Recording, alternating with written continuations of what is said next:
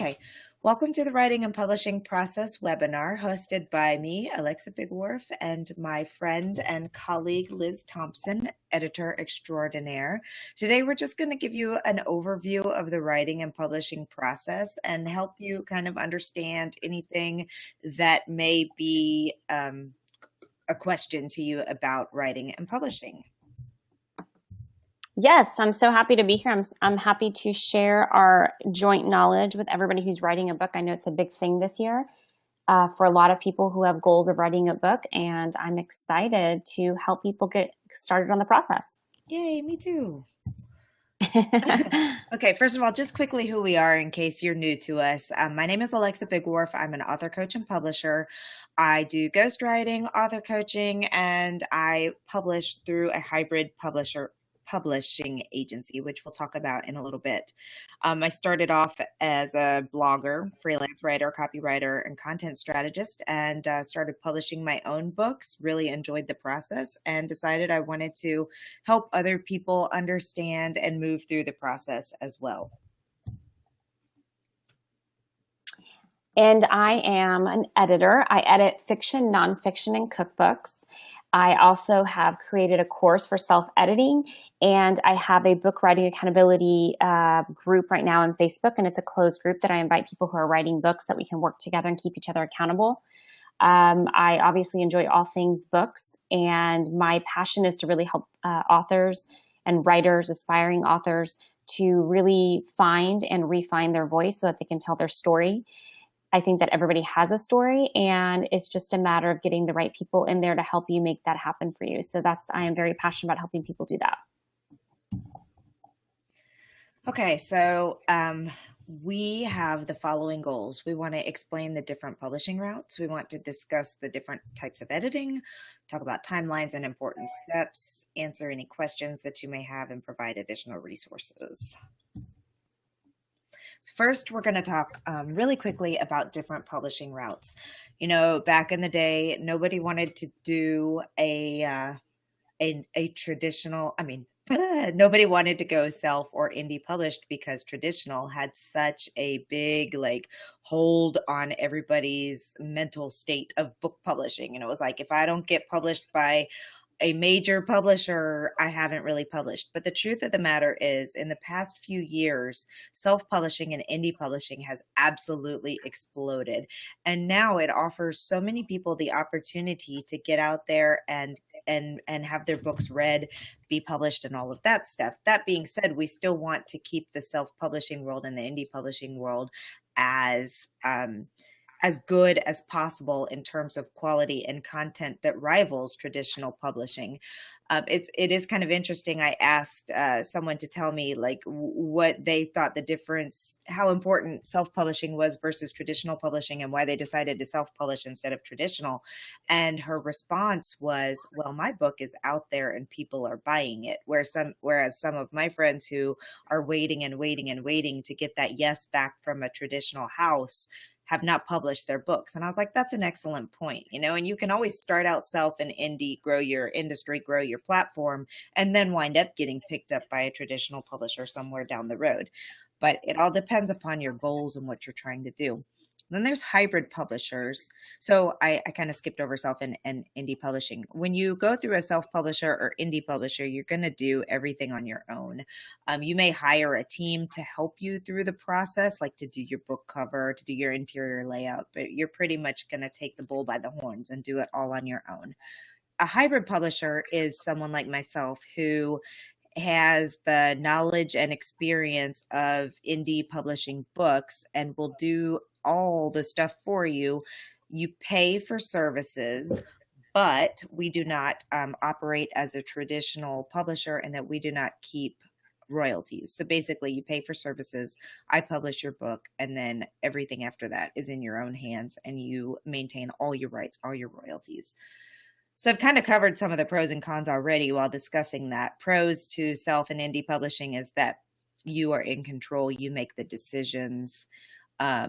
Cons to that, you pay for everything on your own. You obviously aren't getting any advancement from a house, and you don't have the name and and the backing behind you of a traditional publisher. But there have been plenty of indie publishers who have done quite well with their self-published or indie published books. Awesome. That's great information. I think a lot of people have a lot of questions many times about what route to take and what's best for them. And I think it really does depend on the type of book that you're writing. So that's great information, Alexa. In terms of the editing part, there are different types of editing. This is certainly not all encompassing, but it does give you an idea of the most common ones. And so let's talk about copy editing. Copy editing is probably the most straightforward and most common. And it involves editing for grammar, punctuation, sentence structure. So the very basics and technical parts of English language. And many editors do this. It is the most straightforward approach to editing. And make sure that you don't have typos or misplaced commas or periods. So very straightforward. Developmental editing really covers things like helping you really hone your words and your language and your sentence structure. So in developmental editing, it takes a little bit longer. It is also a bit more expensive. Expect to pay a little bit more for developmental editing. And that's where you want an editor who can truly help you not write your manuscript, because your editor is not your ghostwriter, but we do help with helping you think about your manuscript in a different way. Many times I will recommend to my clients to reorder some of their paragraphs or their sentences, or if something isn't as powerful, I'll give them suggestions for different words that really become more powerful or more impactful for their readers. And so this becomes a longer process. You want to make sure that your developmental editor is somebody who can really get in deep and dig in deep.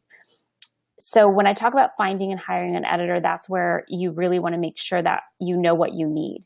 A good way to do that is when you're interviewing editors, I always recommend that you talk to people who have worked with editors. Finding somebody randomly on, Facebook is going to be difficult because you don't have any point of reference of how this person has worked.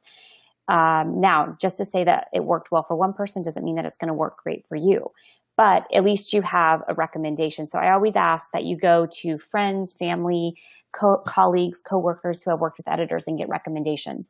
Once you get a recommendation for editors, I always say, ask the editor if they will do a sample edit for you. I do that for my clients. I do that for many reasons. One, sometimes as a writer, you don't know if you need copy and developmental. If you just need copy, depending on where you're at with your writing. And so if you don't know, getting an editor to do a sample edit really does help give the editor allow the editor to make a recommendation for what type of editing you need. It also gives you an idea of what that editor style is. Not all styles will fit you, right?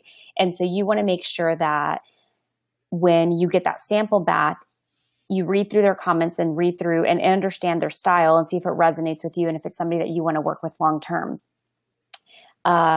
What I also do is by doing a sample edit, I'm able to hey, Amy, you joined us. Thank you. Aren't you glad we are not fixing your computers today? We are not in the IT space. Aren't you glad we're not? Because I am. Oh my gosh. I apologize but I'm glad you found us. Yes. Welcome. We're talking about editing. So where was I? Oh yeah. So to hire an editor, getting a sample edit from your editor is going to help in many, many ways. If the editor is not willing to provide that, I'm not saying they're not a good editor, but I definitely think that it's worth looking for somebody who will give you a sample edit so that you can get a really good sense for whether or not this is the person you want to work with. And also for me, since I don't have fixed prices for everybody, I really evaluate it based on your writing style and your writing skill and the book that you're writing. Doing a sample allows me to really give you the best price, and that fits you and that fits where you're at in your writing. So finding one, get recommendations from people that have used editors before, get 3 or 4. We'll talk about the timing in a minute. And then go through each of them and ask them to edit a sample of your work. Then you decide which one best resonates with you. I have conversations either by Skype or phone calls with all prospective clients. And I want to make sure that the people that I'm working with are people that I really want to hang out with and that I want to talk to and that I feel good about. And I'm sure that you feel the same way. And so you want to make sure that you're resonating with that person. And then you can decide who you want to hire. And it becomes pretty clear at that point. You have one or two people that really, kind of stand out to you. In terms of the editing process, and I won't go into timing because we have a timing slide in a little bit, but usually you have 2 rounds of editing, and you go through that editing process, and we'll go through the timing, but we go through the editing process and then it goes to your interior designer and so forth. And Alexa will walk you through that process. Thank you. And I just want to say out there before we get into the key timelines on editing is that no matter how good of a writer you are, you need an editor. Just yes. blank. It's one of the, I even heard someone say this yesterday, and it was like, if Stephen King needs an editor, which he does because he goes through a major self-publishing house, and you can imagine that none of those publishers would ever publish a book that hadn't been edited. So why would you? Absolutely. That's absolutely true. And it's funny, I'm doing a book writing accountability group this month, and I'm doing it partly because I'm also writing a book and I need some accountability to kind of hold my feet to the fire to my timelines. Mm-hmm. But also I plan on having I'm an editor, a professional editor, and I'm having somebody else edit my book, because as good as you can be at editing and writing, you're too close to your own work, and you definitely need that outside opinion, that outside view that you just can't get when you're writing it yourself. Absolutely. Yep. Oh, timelines. Yeah, timelines for editing. Jumped right into your timelines. All right, I'm in. See, I got this. Okay, so for timelines, this is what surprises most first-time authors, particularly, or authors who have gone through the traditional path, because it's handled by the publishing house. And so you just get a deadline and you do your deadline and everything else kind of happens on the editing side. So for indie or hybrid publishing or self-publishing, this is a very common timeline that you will need to back into and plan for. So most editors are booked 3 months in advance. And so it's going to an editor the week you need them to pick up your manuscript is not realistic. And so when you think about your timeline of writing your book, some people right now are doing like 90-day book writing programs, or on a timeline they want to write their book in 90 days, let's say. That means that as soon as you start writing a book that you want to publish, this is going to be a book that you publish, you need to start looking and interviewing editors at that point, even if you're not done writing it, because you want to book them and you want to kind of you want them to pencil you into their schedule. And so, start looking for your editor as soon as you start writing, if you plan on finishing your book within 3 to 4 months.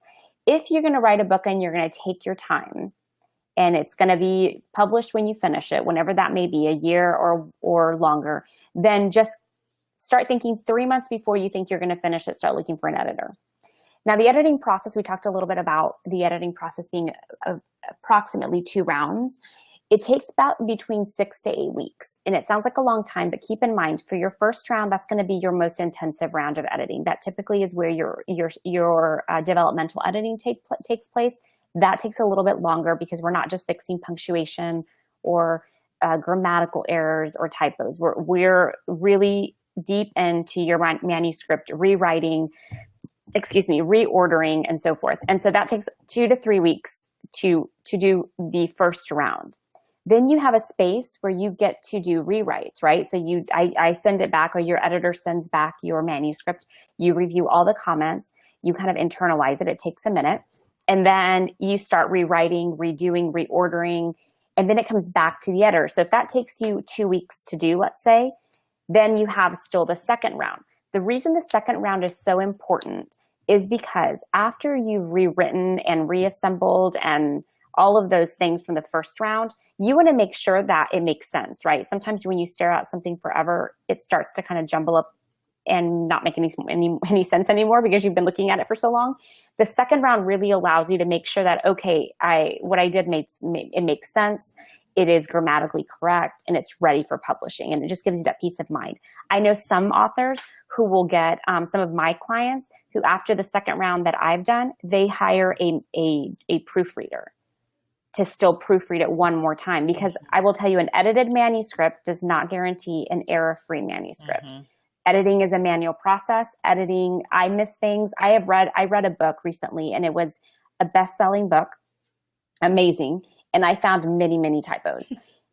And it's because it's a manual process and you can't expect it to be perfect, but going through at least 2 rounds will make sure that it's as best as it can be. If you have time and the budget to get a proofreader and do a 3rd round, that's even better. Absolutely. So if y'all have any questions so far, y'all can type them in, Amy.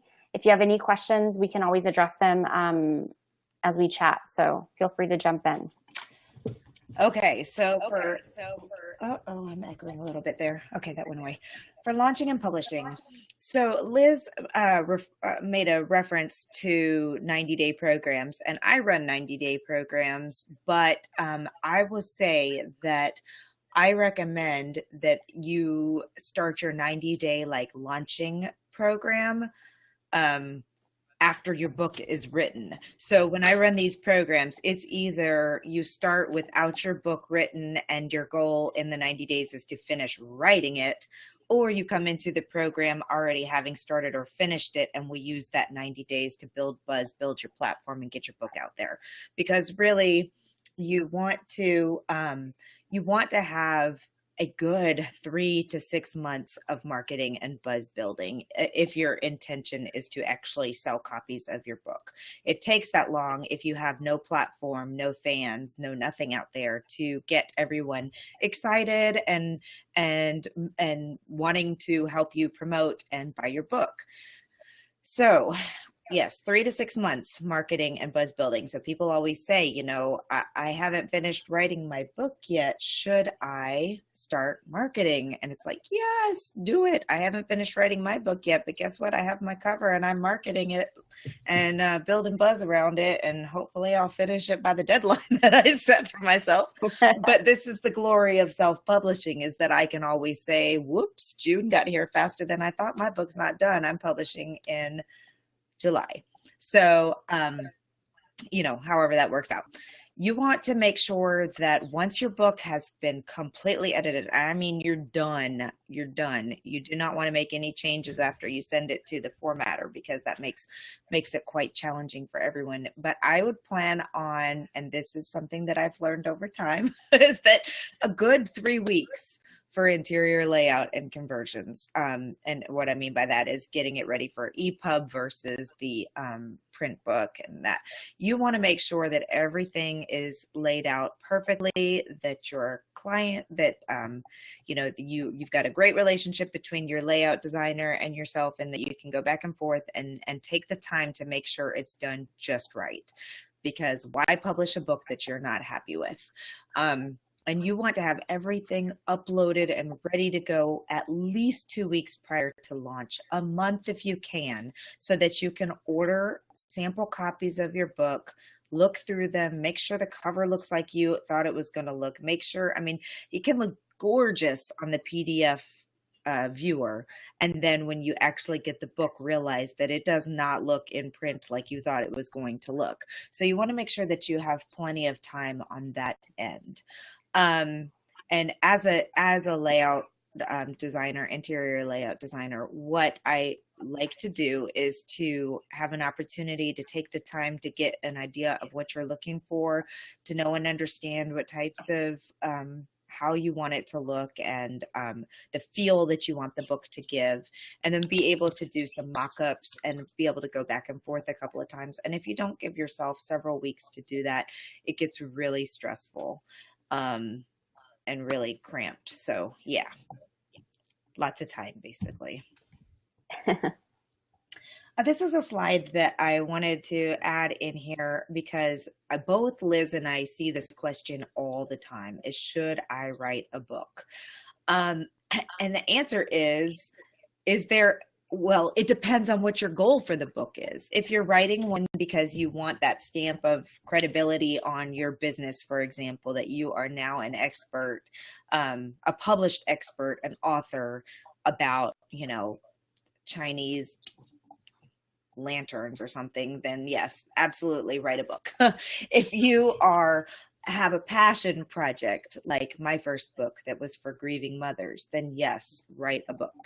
If you just think that you want to add, you've just always kind of wanted to write a fiction book and you're thinking about doing it, well, you need to know and understand why you're writing the book, who you're writing the book for. Is there a need for the book? How is your book going to be different than the 72,000 other romance books out there, and kind of determine whether or not you actually want to do it. If that makes any sense. Did that make sense, Liz?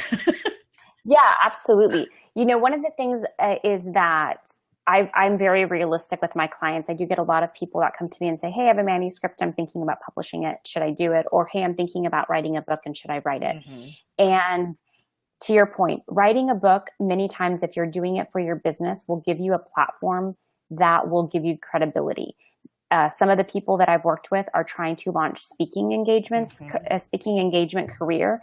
And many times having a book is almost a requirement to get booked on certain platforms. Absolutely. To speak and to get paid to speak, right? And so there are times that it's absolutely essential that you do that because it's going to really boost your business in a way that it won't if you don't. The people that are doing, for example, my book is about step parenting. I started it because it was a way of me having of a therapeutic release. I needed therapy on figuring out how to deal with this very difficult stage in my life that I'm trying to figure out. And then it became, I got engaged with other groups and other stepmom groups who I saw there's a need for this type of book, the way that I'm writing it and the way that I'm writing it, that doesn't exist right now out there. And so whether it'll do really, really well and I'll make money off of it, I don't know. Whether it'll launch a different type of business for me, I don't know. But I'm willing to take the risk and the cost to do it because it's helpful to me and I think it could have a place in the market. Mm-hmm. So there's that unknown, right? But you're okay because you've done enough research where you know you can do something. And then there's the other one where you're writing a book that's maybe fiction, maybe nonfiction, but is something it's passion for you and you just want to write it because it makes you feel good that you're a published author. With those clients, I'm just very, very honest with them to say it's expensive to write and publish a book. It's going to be a financial and time investment for you. As long as you know, and you can hire people that really make, like somebody like Alexa with the marketing and launch strategies that will help your book get out there. But know that it is possible that you don't make all of that money back that you invested. Mm-hmm. If you're okay with that, if you're okay with that risk and you're okay with that investment, then I say go for it. Absolutely. If you're not okay with that, then I would definitely rethink the type of book you're writing maybe, or the reason why you're writing a book. Exactly. Does that help? Yes, that's absolutely fantastic. So, depending on what style of book you're writing, you really want to make sure that you've done your market research. Go into Amazon, see what other books in your genre are selling well, see how they've done them, read the comments, see what might be missing, see how maybe you can do the book a little bit different or better. Make sure you know exactly who you're writing for, to the point that you're like, well, I know that I want this book to be read by stay-at-home moms ages 30 to 38 who have dealt with stepchildren or whatever. You should know. Mm-hmm. You should know where they spend their money, where they spend their time, what their pain points are, and why they need your book. Then you want to start with your outline, which I have an entire course on going from idea to outline to help you with that. If you're interested in learning more about that, we can talk about it. But basically, you have to know your end goal. You have to know how to get there. And if you're doing it in a muddled up kind of way, it's going to be a lot more difficult for you to get your book done in a timely manner, especially. And then, as I mentioned before, you want to start creating buzz from the moment you decide you're going for it. Start promoting. Yes, absolutely. Okay. So the order on how to edit, it's really kind of simple.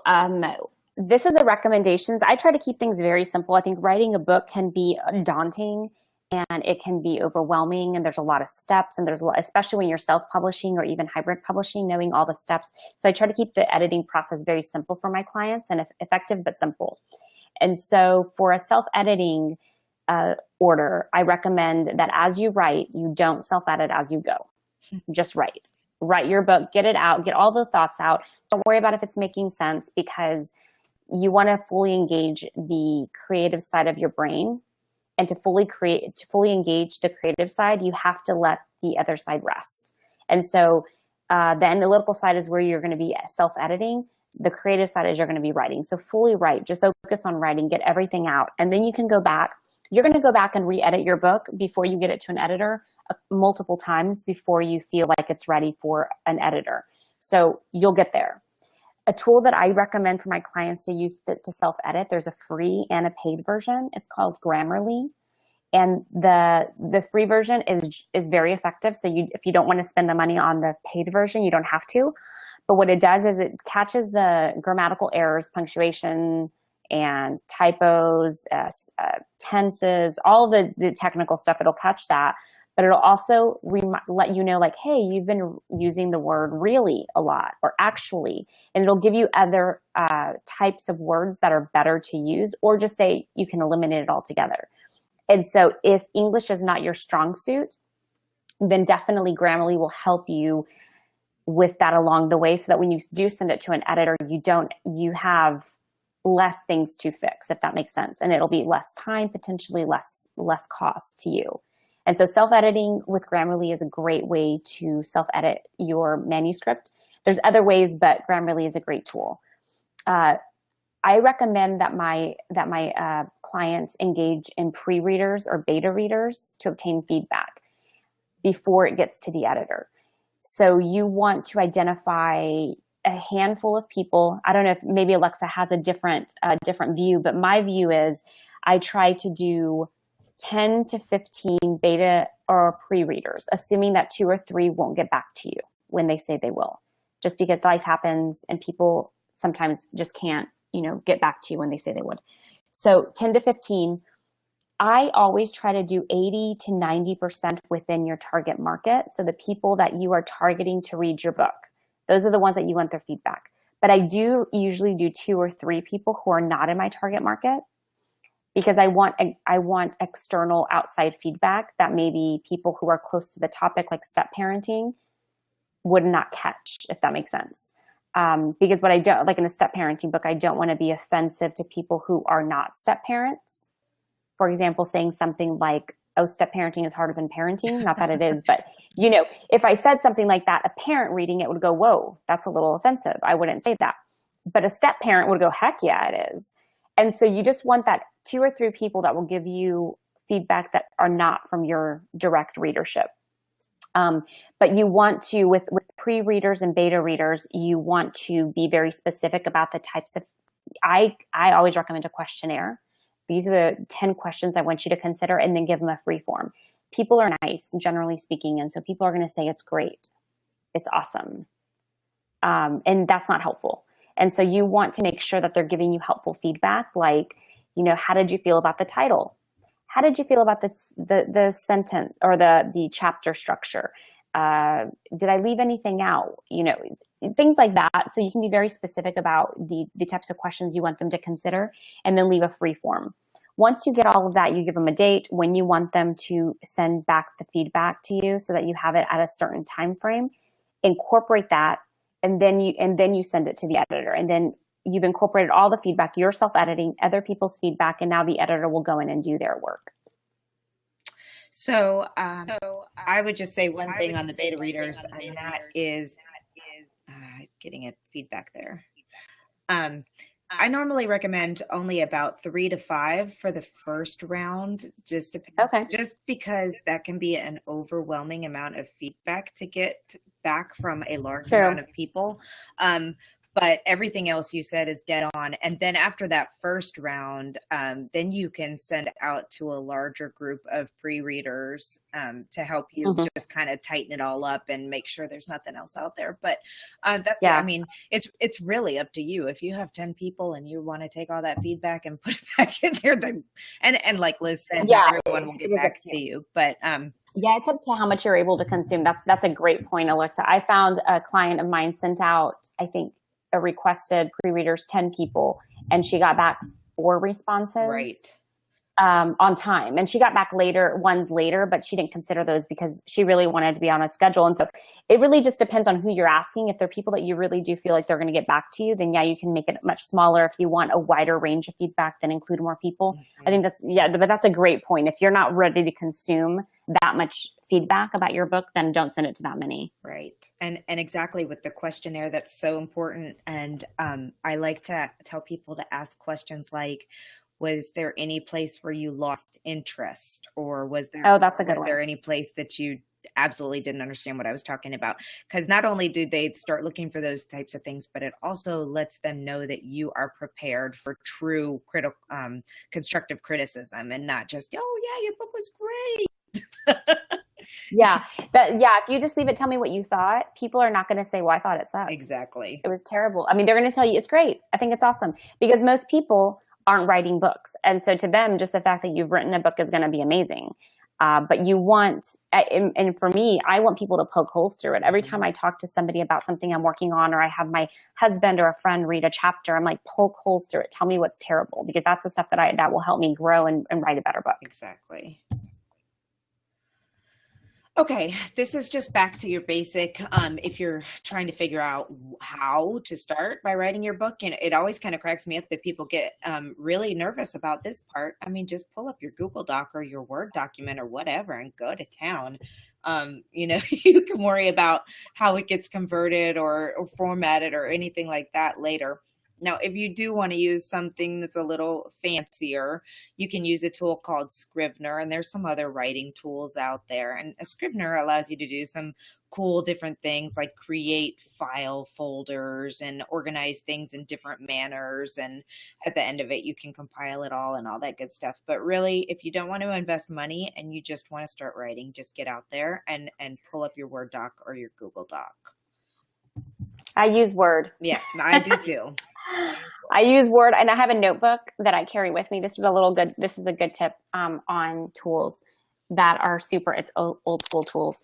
I have a notebook, and as I have ideas, things will pop in throughout the day, and I just write them down. And I always have a notebook with me, and I write them down. And then when I get home, I can kind of put them in like either the outline or I have a parking lot on a Word document, which is basically just like things that I'm thinking about that I may or may not use. But always have kind of that, because you will lose the thought. I promise you'll lose the thought. I do, at least. I do too. I'm always thinking, oh, I'll remember that. And then later on, I'm like, oh my gosh, that was such a good idea. And I don't remember. I know, exactly. I've woken up, when I can't sleep, or I've woken up in the middle of the night with an idea, and I've been like, oh, I'll remember that tomorrow. And then I never do. And it never comes back. I'm getting to be like, I have an old mom brain, so I need help. On editing tools. So we talked about Grammarly. That is a fantastic tool for self-editing. And I love that they have a free version that's very robust. So you don't have to spend money if you don't want to. And I like that. Word Cloud Generator and Word Counter. What those two help, and I talked about this in my self-editing course, that many times we write like we talk. Mm-hmm. And so for example, I have word crutches. I say so a lot. Mm-hmm. I say like, really. And it's annoying. Like I hear myself say it. I'm like, stop saying that. But when you write, you really don't want to write like you talk. And so these word cloud generators and word counters, you can find free versions online. And I have some websites in my self-editing course, but they're free. And you load a piece of your writing into it, and it will spit out either word cloud where it has the most common words you've used. And also the word counter will also tell you how many words you use how many times. And so if you're really trying to figure out what words do I need to start cutting out of my vocabulary, or what words do I need to find, synonyms for in my writing, those two tools are very, very helpful. And again, free. I like free, because you're going to be investing a lot to publish a book. And so, yeah, you don't want to spend money on these little tools that you can, find for free. So find the free ones. Microsoft Word, again, that is where I do all of my writing, and that's where I do my editing. I have all my clients send me their manuscripts in a Word document. The reason is the track changes on Word is the easiest way to edit and track my recommendations and changes. And so that you as the writer, when you get it back, the author, you can easily see what changes I made, why I made them, and any comments. And then you can dismiss, change, edit, cancel, whatever. And so those are the tools that I use. So it's very, very simple, but I find it very effective. Mm-hmm. Me too. I love track changes. Yeah. It's easy to use. That's right. Before we wrap up, we just wanted to make sure that you had some general resources out there. These are for writing and publishing, and then Liz is going to share some for editing as well. There are so many great sites out there. I'm not even going to lie. There's just tons and tons of information out there, but these are some of my favorite places to go. And in case you did want to find some other software to use, in case you just really don't want to use Word or Google Docs, you can head on over to literatureandlatte.com, and they have different software that you can either purchase or get links to or whatnot. General writing resources, I like The Right Life. And then thank you so much, Amy. Yes. Thanks for coming, Amy. It will be shareable once it's released. We are going to edit it a little bit. Yes, thanks for joining. And thank you for your patience on our technical difficulties. We appreciate it. Yeah, and then publishing resources, Write, Publish, Sell is my site. We're trying to build up a robust amount of publishing resources out there. Alliance for Independent Authors is a great place, and IBPA is fantastic. That's the Independent Book Publishers Association. Tons of good information, webinars, and all kinds of stuff out there.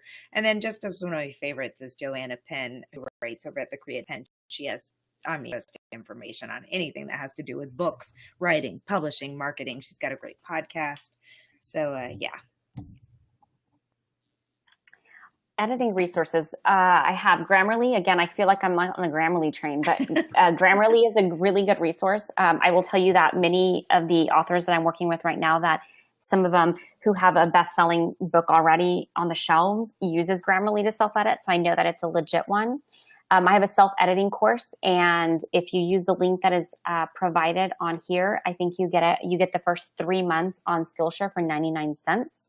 And you can take my course, and there's a lot of other courses that you can take probably on the publishing process, on the writing process as well, that are all on Skillshare. So for 99 cents for 3 months, you can take my course and lots of other ones. So you can use that link. And then to contact me, there's my website. It's housestyleediting.com. And a lot of people ask me why house style. So house style is the format that your book needs to be in for publishing. And so I always liked the way that sounded, I guess. I like so it. That's too. what I went with. Great. But it's funny because some people who are not in the book industry, they're like, why house style? Like, what does that mean? And then my email is hello@housestyleediting.com. You can schedule some time to chat with me if I can answer any questions for you, or if you just want to know a little bit more about my story and how I got started in this business, my website will give you some information. Right. Okay, I do have a special offer, as you have probably all come to grow used to with webinars, but I am getting ready to launch my next 90-day coaching / mastermind program. And basically we call it the Just Write It from Outline to Published book, but it's really for it's an opportunity to get together with other people in the same space that you are with your writing and publishing, and have somebody coach you through the entire process at a discounted rate, because it is a group program. But what I found with the last group was that we really benefited from having each other to lean on, to ask each other questions, to share and all that kind of stuff with our books. And we now have 4 new, well, we've got 2 that have, one that's published, one that's on its way to publishing, one that is on its way to be finalized and off to the editor, and one that's still in the writing process. So you can really be anywhere in the process and still benefit from the information that we are offering in the course. So it's normally going to be $697 for the 90 days. That's total, not per month. But for anyone who wants to take advantage of the early bird offer, you can go over and purchase it for $597. And the easiest way to get to it is bit.ly/WPS coach. And you can see the sales page and see everything that we're going to be doing, but basically going through the entire process. Last time Liz came in and did a special course with us on working with an editor. So I'm hoping she'll do that again this time. I would be happy to. And yeah, I enjoy working with people and helping them get through the process and navigating all of the insanity that comes along with publishing. So hopefully you'll join us. And we would ask if there's questions, but since we're recording this because I messed up the live version, there's probably not any questions. So if you have questions, we've given you our contact information. Please email us. Please find us on Facebook. Let us know what your questions are, and we're more than happy to help you. Or hop on over in the in Liz's free accountability group. And yes, we're both in there. So yeah, that's absolutely true. So if you are in the book writing accountability this month in March, you can hop in there and ask us any questions. Alexa's part of that group too, and she will jump in and answer her questions that you have on the publishing process, and I can certainly help with the editing process. If you're not in the group and you would like to be for April, contact me via my email or website, and I can definitely talk to you about getting into that group for next month. Great. Thank you so much. Awesome. Thank you for having me, and thanks for joining us, guys. Okay.